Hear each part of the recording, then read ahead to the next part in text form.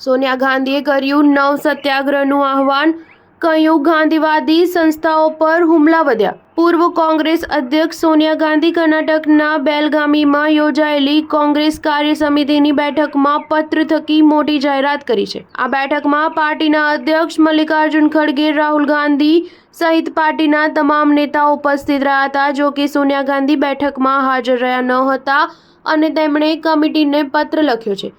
તેમણે પત્રમાં મહાત્મા ગાંધીનો ઉલ્લેખ કરીને એનડીએ સરકાર પર પ્રહારો કર્યા છે। સોનિયા ગાંધીએ પત્રમાં લખ્યું છે કે વર્તમાન સરકારમાં મહાત્મા ગાંધીનો વારસો ખતરામાં છે। આ સંગઠન ક્યારેય આઝાદી માટે લડ્યું નથી, પરંતુ તેઓ મહાત્મા ગાંધીનો જોરશોરથી વિરોધ કરતા રહે છે। આ લોકો આવો ઝેરીલો માહોલ ઉભો કરીને ગાંધીના હત્યારાઓના ગુણગાન ગાય છે। દેશના જુદા જુદા સ્થળો પર ગાંધીવાદી સંસ્થાઓ પર હુમલાઓ થઈ રહ્યા છે। તેથી આજની બેઠકને નવ સત્યાગ્રહ કહેવામાં આવશે।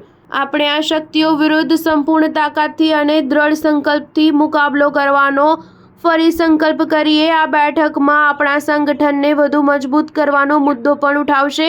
તેમણે લખ્યું કે આપણા સંગઠનનો ઇતિહાસ એટલો ગૌરવશાળી છે કે તેમણે પોતાની દ્રઢતાનો વારંવાર પરિચય આપ્યો।